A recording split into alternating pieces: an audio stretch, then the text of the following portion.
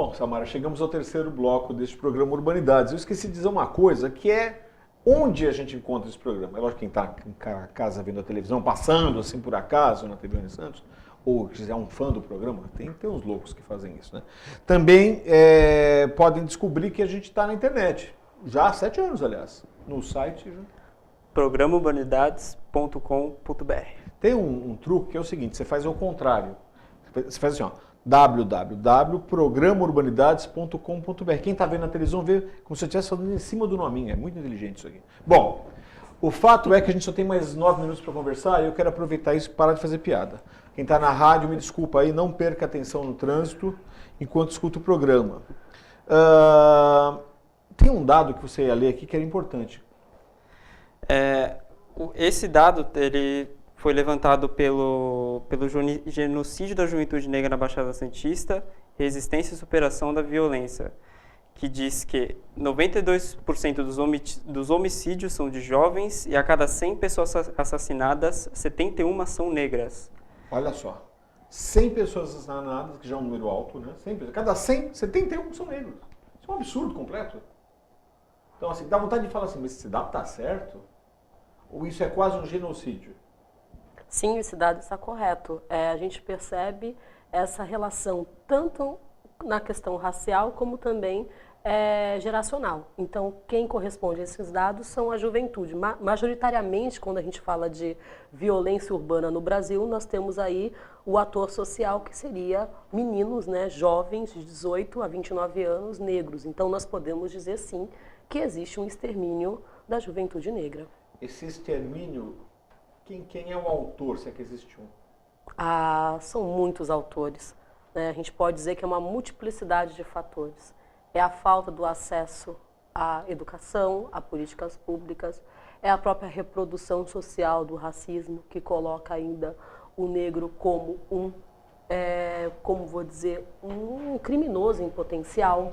Podemos pensar também na própria relação do crime, que você também tem essa questão de brigas e disputas de poder em algumas localidades que não são atendidas pelo poder público. Então você tem uma infinidade de elementos aí que a gente pode pensar sobre o tema. No bloco anterior, a gente comentou essa questão do racismo institucionalizado e do velado, né? Sim. Que a gente tem um perfil mais daquele que, eu não sou assim, o outro que é assim, ele tem um pouco mais isso. No intervalo, um aluno me trouxe uma pergunta curiosa, ou pelo menos interessante. Qual desses dois perfis racistas é mais tóxico para uma sociedade? Aquele que a tem internalizada, mas aparentemente velada, ou aquele que tem quase uma característica de instituição e que dá subsídio a esse extermínio? Olha, essa pergunta é muito interessante porque ela é feita por vários sociólogos. Não, é uma pergunta que nós temos aí uma resposta pronta, a gente está em processo. Assim, ela como socióloga ia dar a resposta. Não, mas vou colocar um ponto interessante. Se a gente for perceber o efeito grave que isso vai ter enquanto reivindicação, enquanto acesso a direitos, o racismo velado ele é muito mais tóxico. Até porque, embora o institucionalizado tenha um problema, como nós tivemos o apartheid na África do Sul, a luta por direitos civis nos anos 60 nos Estados Unidos, efetivamente você tem um problema declarado, que de alguma forma ele vai se tornar uma reflexão para toda a sociedade. Né? Mesmo que ele possa vir a causar algum descontentamento, possa vir a causar problemas, tensões sociais, ele causa uma reflexão. Agora, ou seja, o problema tem uma face. Agora, no nosso caso brasileiro, ele é muito mais agudizado porque ele demanda um processo de reflexão muito lento que as pessoas talvez não estejam preparadas para fazer.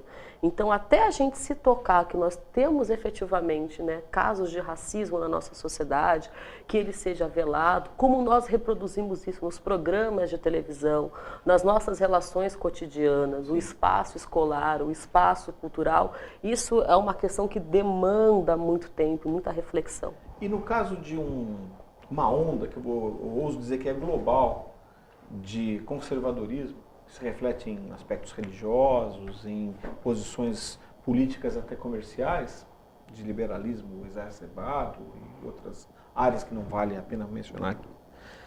Isso não coloca um entrave e deixa mais lento qualquer tipo de processo de explicitação desse racismo para combatê-lo?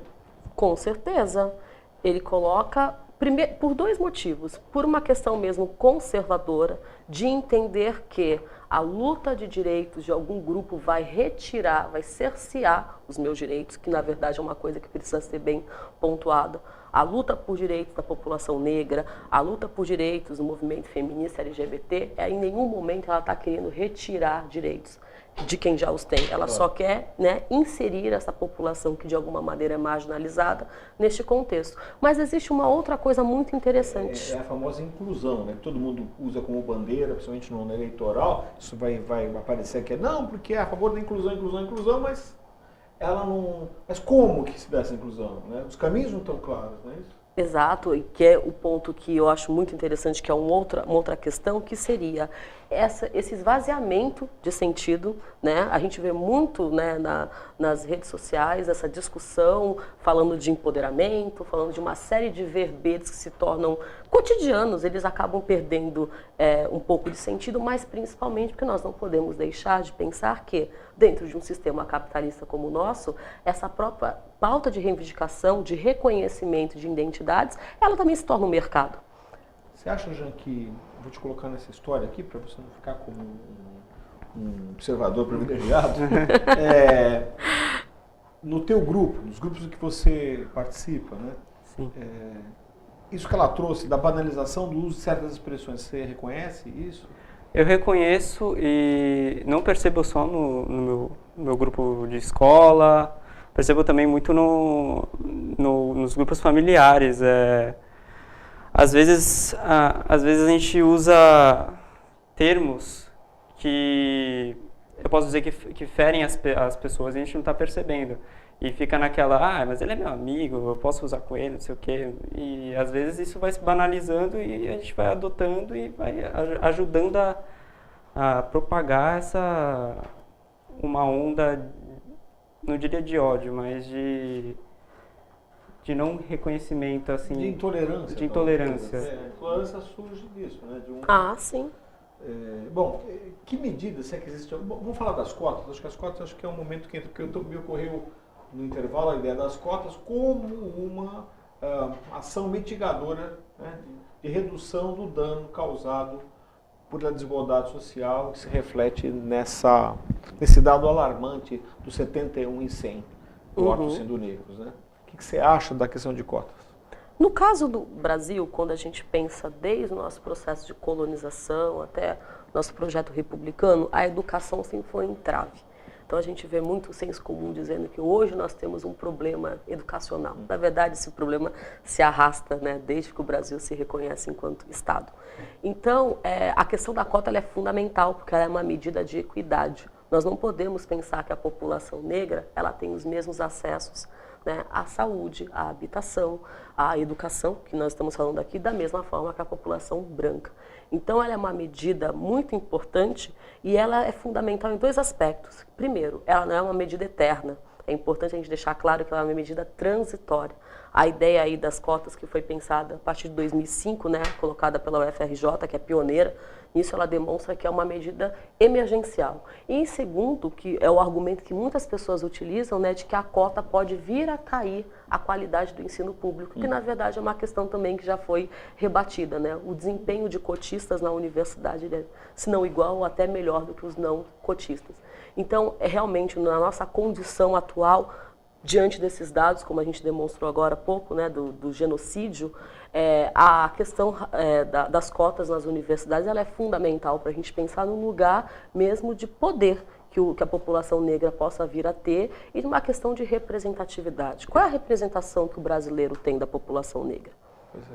E pode-se dizer que o fator histórico que o Brasil tem, ele é o principal fator para a criação das cotas? Que o governo impôs? Uma leitura, isso quer dizer o seguinte, que existe uma leitura histórica do crescimento dessa desigualdade e aí uma ação governamental faz criar as cotas. Faz criar as cotas, Sim, a questão fundamental, né, da política de cotas é digamos que uma dívida histórica ou uma forma do governo se retratar com uma população que não foi organizada pelo projeto republicano, né? Então, lembrando que a abolição, ela data de 1888 e a República vem em 1889. Não houve um projeto. Mas o mais fundamental, já que o nosso programa vai falar de militância, é que essa luta pelas cotas nas universidades, ela não foi pensada pelo Estado brasileiro.